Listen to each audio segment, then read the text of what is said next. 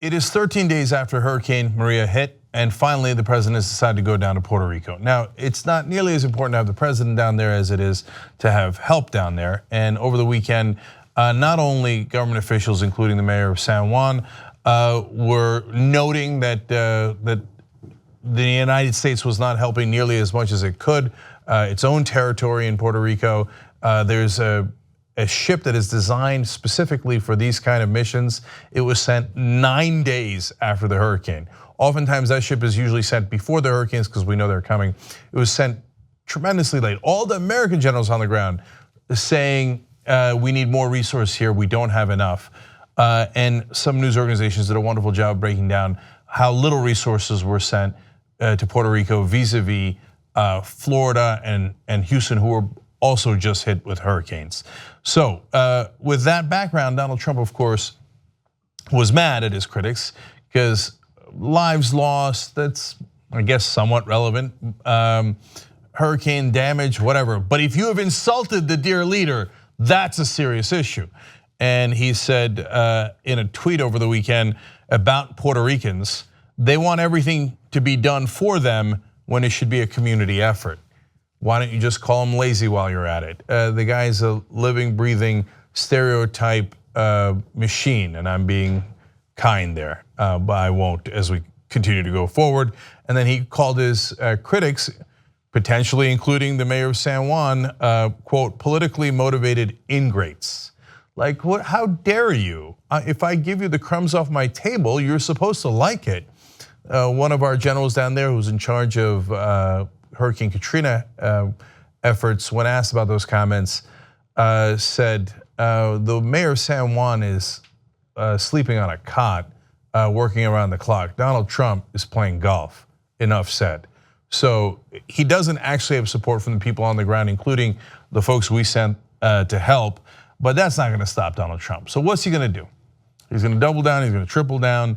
He's going to finally go to Puerto Rico now, but he can't help himself because being racist is in his DNA. And I don't mean that it's a genetic or biological thing. It's just that he grew up with it, and he doesn't even know he's being racist. If you told him, and by the way, the media did, and his critics did, and he said, "What do you mean? What do you mean? I'm from Puerto Rico, and there's some great. I'm from New York, and there's some great Puerto Ricans in New York." And he thinks, what? I know a couple of Puerto Ricans. That's okay. How could I possibly be racist? I mean, they're lazy, they're ingrates, and they won't work for themselves after a hurricane knocks out all the power in their island. But what do you mean racist? I don't know what you're talking about, right? So the most important thing for him is to protect his own ego. So before he goes to Puerto Rico, a couple of reporters asked him questions. Let's hear what he had to say.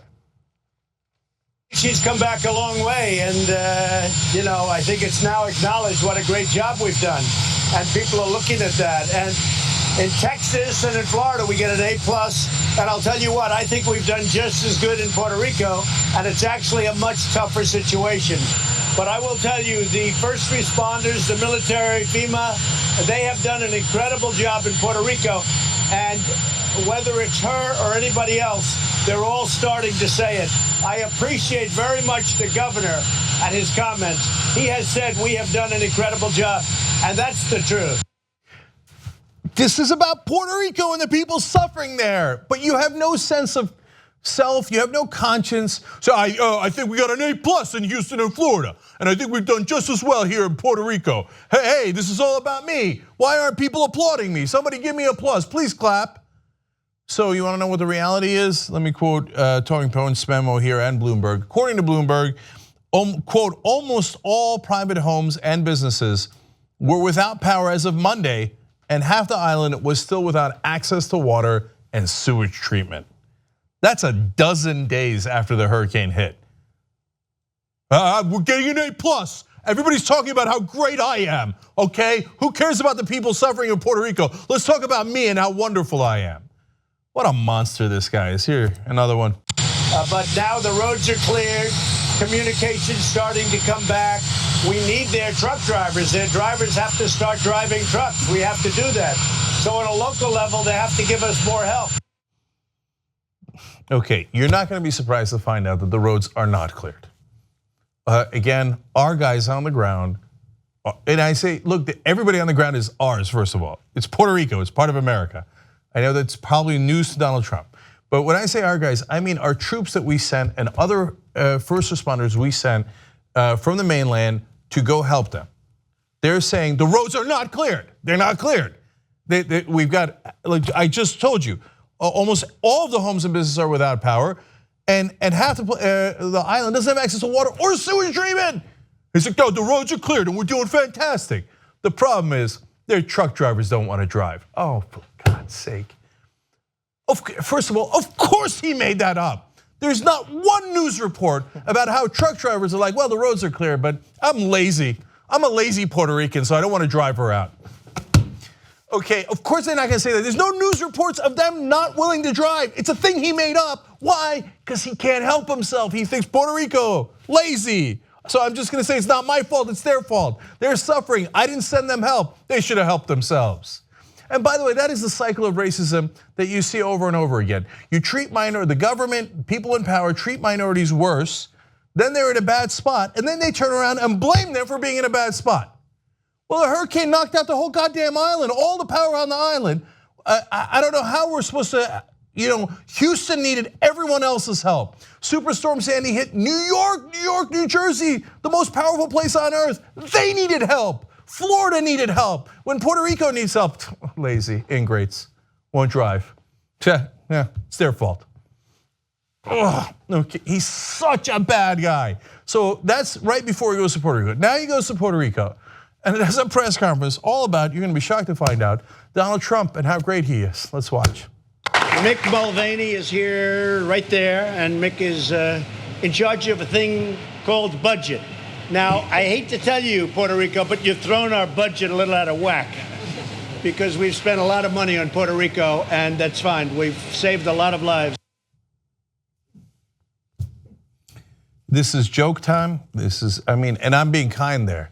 I don't think he's really joking. You're throwing our budget out of whack. Now I got to come down here and help these guys who won't help themselves, and I got to spend money on it. Houston, Florida, those are good Americans. I mean, we spend money on that. That makes sense. He never said Florida and Houston throw our budget out of whack, but just when it comes to Puerto Rico, because why? Because he thinks, I got to help these guys. Why don't we just give them some goddamn bootstraps? We have to help them, of course we do. Yeah, it's affecting our budget. Even if you thought, no, Jake, you're being unfair, he's just joking around. You think that's a good time to joke around? You go down there and you got all these people hurt, injured, killed, and this island is absolutely devastated. The president finally comes down and says, hey, you're throwing our budget out of whack. Yuck, yuck, yuck. Oh, Jesus Christ. Okay, now back to Donald Trump. Every death is a horror. But if you look at a real catastrophe like Katrina, and you look at the tremendous hundreds and hundreds and hundreds of people that died, and you look at what happened here with really a storm that was just totally overpowering. Nobody's ever seen anything like this. And what is your death count as of this moment? 17? 16 certified. 16 people certified. 16 people versus in the thousands. You can be very proud of all of your people, all of our people working together. 16 versus literally thousands of people. You can be very proud. Everybody around this table and everybody watching can really be very proud of what's taken place in Puerto Rico. He's keeping count, man. No, it's okay. Hurricane Katrina killed lots and lots of people. This didn't kill as many people, so I win. Hurricane Katrina. Now that was a real catastrophe. So they screwed that up. I handled it better because only 16 people died. Everybody's telling us that we've been doing wonderful, right? Right? Everybody around the table, you want me to give you federal government aid? Just tell me how wonderful I am, right? Because only 16 people died. I mean, this is not a big deal. Hurricane Katrina was a big deal, but this we handled wonderfully. Monster through and through, more. Your governor has been, who I didn't know. I heard very good things about him. He's not even from my party, and he started right at the beginning appreciating what we did. Right from the beginning, this governor did not play politics. He didn't play it at all. He was saying it like it was, and he was giving us the highest grades. And I want to, on behalf of our country, I want to thank you. Okay, this governor, did he do a good job of rescuing people? I don't know, and I don't care. I mean, in the previous answer, I came down to Puerto Rico, I didn't know how many people died. I didn't bother. He's the president of the United States. Didn't ask someone, hey, before I go on the press conference, hey, can you tell me how many people died? Was it 17? Was it, what was it? Was it 16? Was it 16? Hurricane Katrina, that was terrible. There was hundreds or thousands. You're the president. You have all the resources in the world. Just ask someone before you go to the press conference, hey, how many people died in Hurricane Katrina? How many people died in this hurricane? Do you want to do like 1 second of homework? No. And do you care about the cleanup, actually getting the roads clear, all that stuff? No. This guy, he's giving us good grades. I like this guy. He compliments me every once in a while. Oh yeah, feeds my ego. That's why I like this guy. Why were we here again? I forgot. One more. It's an honor to work with you folks, and we'll all get it done together. So I appreciate your support, and I know you appreciate our support, because our country's really gone all out to help. And it's not only dangerous, it's expensive, it's everything, but I consider it a great honor. I know you appreciate our support, right? Sounds like a mafia boss. Tell me you appreciate our support in these times when it's really expensive and I still have to take care of you people. It's a United States territory. You're the president of the United States. It's not optional, it is your duty to take care of them. It's okay, but hey, have you thanked me enough? Because if you haven't thanked me enough, I don't know. I mean, you guys are ingrates. I mean, you're not even helping yourself. But don't worry, Daddy's here, okay? I'm gonna take care of things as long as you guys all give me good grades and say wonderful things about me. In fact, here, one last clip, actually. And I'm gonna spare you the end where he makes the different politicians go around the room thanking him. Okay, but this is the beginning of that, watch. So Congresswoman Jennifer Gonzalez Colon, who I've watched the other day, and she was saying such nice things about all of the people that have worked so hard. Jennifer, do you think you could say a little bit what you said about us today? And it's not about me, it's about these incredible people, from the military to FEMA, the first responders. I mean, I've never seen people working so hard in my life. Well, I want to thank you, because you were really generous, and I saw those comments, and everybody saw those comments, and we really appreciate it. Now, yeah, when you make good comments about me, I noticed that. All right, now everybody, and he went around the room and he made the different people say, oh, Donald Trump is great, and we really appreciate his support, and we think, and he was walking around with a baseball bat behind him the whole time. Okay, no, he wasn't, okay, but come on, guys. I don't know, I guess his supporters think that's all wonderful, and they probably think like him, that yeah, they're Puerto Ricans, they're lucky we helped them at all. I mean, are they really Americans? They're down in Puerto Rico. And they probably share the same biases as Trump does, but he has no sense of empathy and helping others. He goes down to Puerto Rico. It's not that hard a job. It's basically a photo op where you just have to just show some degree of sympathy.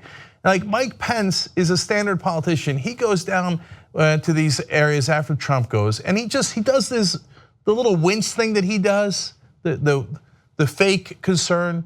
Like, okay, that's it. That's all we're asking for. I don't care that it's fake. At least pretend you care about those people and do this, right? But Trump can't help himself. There's no this in him. There's no empathy in him. Now, everybody, let's go around the room. I mean, I've done fantastic, right? I'm an A+. Hey, everybody, tell me what an A+ I am. How many people died here? Oh, I didn't bother checking. I don't give a damn about you guys. Let's go back to me. Let's go back to me. I mean, we're doing wonderful. This is better than Hurricane Katrina. I do hurricanes better than Bush did them. I'm winning with my hurricanes. You guys were a mess with your hurricanes. Monster through and through.